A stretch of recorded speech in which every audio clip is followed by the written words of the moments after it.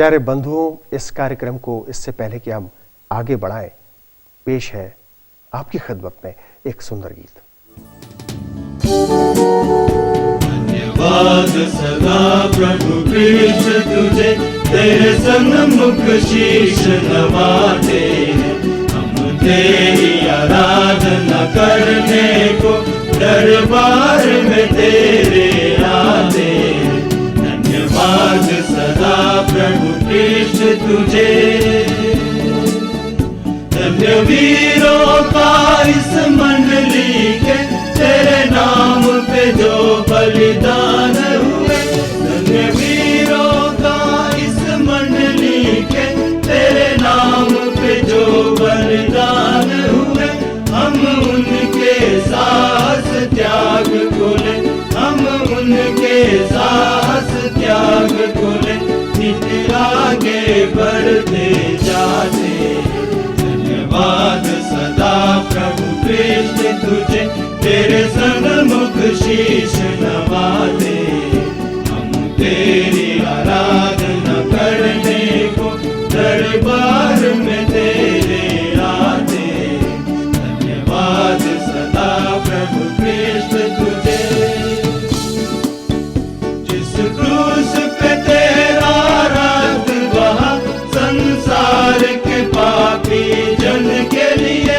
जिस क्रूस पे तेरा रक्त बहा, संसार के पापी जन के लिए। उस क्रूस ध्वजा से प्रेम तेरा, उस क्रूस ध्वजा से प्रेम तेरा, हम दुनिया में फैलाते हैं। धन्यवाद सदा प्रभु कृष्ण तुझे, तेरे सन्मुख शीश नवाते। हम तेरी आराधना करने को दरबार में तेरे आते। धन्यवाद सदा प्रभु कृष्ण तुझे। अपराध क्षमा कर दया निधि, बल पौरुष दे अगुवाई कर। अपराध क्षमा कर दया निधि, बल पौरुष दे अगुवाई कर। फिर अपने तन मन जीवन को, फिर अपने तन मन जीवन को वेदी पर आज चढ़ाते। धन्यवाद सदा प्रभु कृष्ण तुझे, तेरे सन्मुख शीश नवाते। हम तेरी आराधना करने को दरबार में तेरे आते।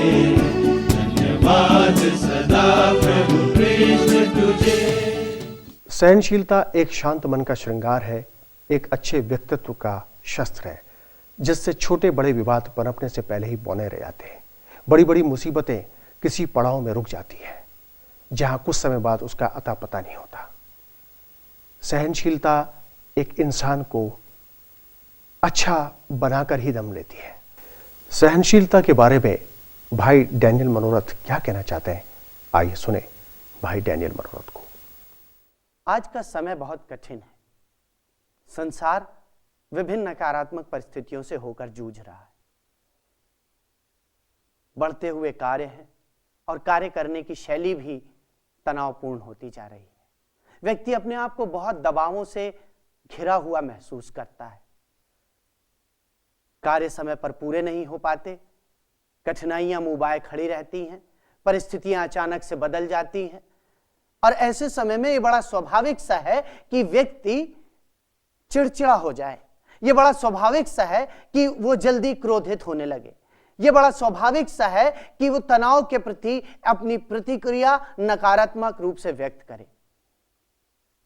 और ऐसा अक्सर होता है कि ऐसी दबाव डालने वाली परिस्थितियों के बीच में अपने जीवन में आगे बढ़ते हुए हम कई बार बहुत जल्दी क्रोधित हो जाते हैं, बहुत जल्दी झुंझला उठते हैं, बहुत जल्दी हम अपनी तीव्र प्रतिक्रिया व्यक्त कर देते हैं और बहुत जल्दी हम लोगों से बुराई मोल ले लेते हैं।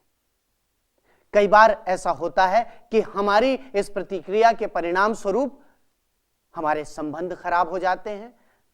वे लोग जो हमारे प्रिय थे वे हमसे दूर चले जाते हैं। वे लोग जो हमारे परिचित थे, वे हमारी निंदा का कारण हमारे जीवनों में ढूंढ लेते हैं।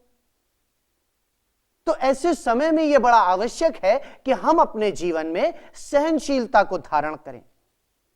आज के समय में, बदलते हुए समय में, तनावपूर्ण समय में सहनशीलता को धारण करना बड़ा ही मुश्किल कार्य है। कोई कहेगा कि जब मेरे विरुद्ध लोग षड्यंत्र रचते हैं, जब मेरे ऊपर कार्य का इतना दबाव है, मैं कैसे लोगों के प्रति अपनी सहनशीलता को दिखा सकता हूं?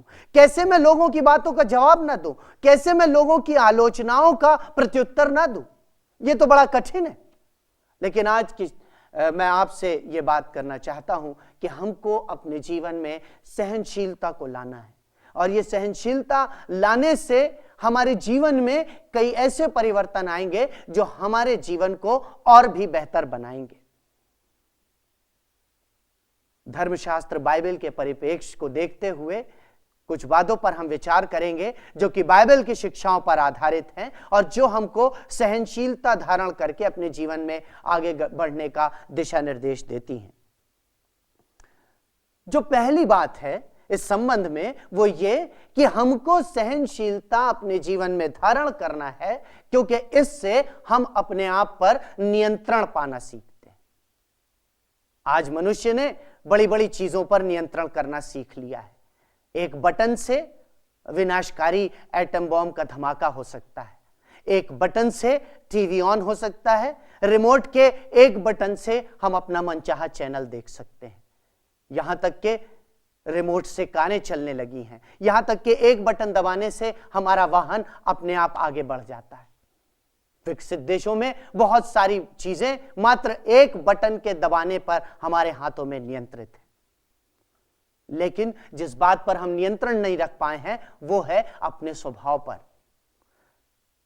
सहनशीलता हमारे भीतर नहीं पाई जाती, और यदि हमको अपने आप पर नियंत्रण पाना सीखना है तो हमको सहनशीलता धारण करना जरूरी होगा। अपने भीतर सहन शक्ति को, सहनशीलता को लाना होगा।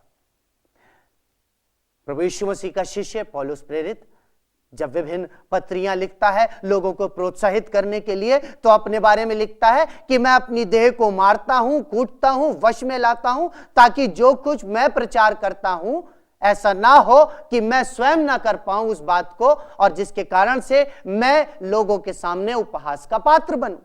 यह बड़ी व्यवहारिक बात है।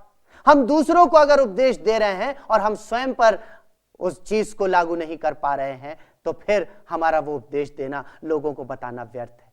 हमें अपने जीवन में सहनशीलता लाना है, क्योंकि जब हम सहनशीलता लाते हैं तो इसके द्वारा हम स्वयं पर नियंत्रण पाना सीखते हैं।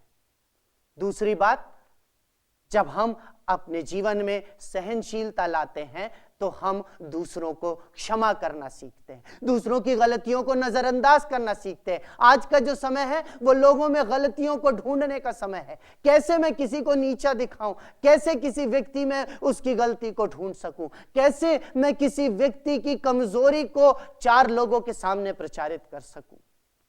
लेकिन जब हम सहनशीलता को धारण करते हैं, हमारे जीवन में सहनशीलता आती है, तो हमारे भीतर दूसरों को क्षमा करने की भावना आती है, दूसरों की गलतियों को नजरअंदाज करने की भावना आती है, और इसके द्वारा हम दूसरों के जीवनों में सकारात्मक बातों को ढूंढने का प्रयास करते हैं।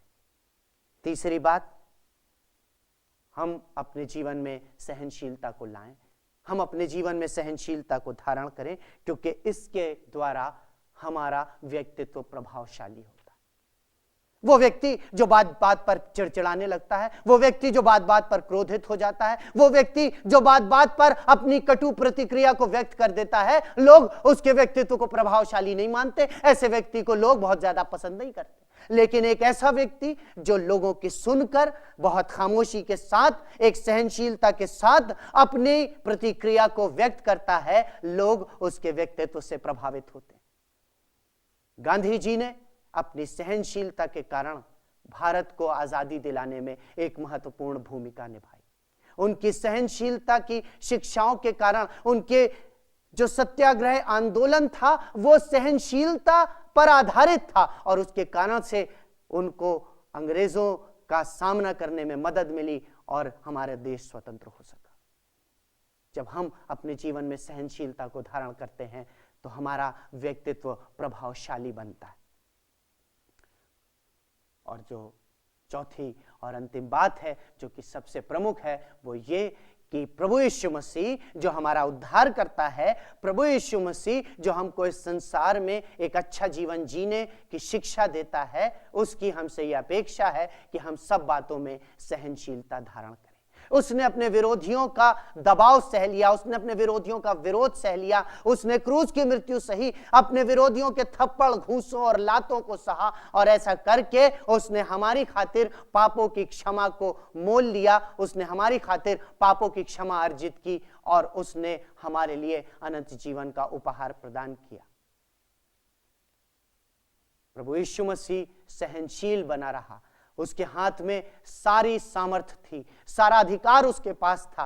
वो भी लोगों की प्रतिक्रिया पर झुंझला सकता था, वो भी लोगों की प्रतिक्रिया पर नकारात्मक बातें कह सकता था, परंतु उसने मेरे और आपके आत्मिक लाभ के लिए, मेरे और आपके आत्मिक जीवन के लाभ के लिए सब प्रकार से सहनशीलता को धारण किया, और वह यही अपेक्षा हमसे भी करता है।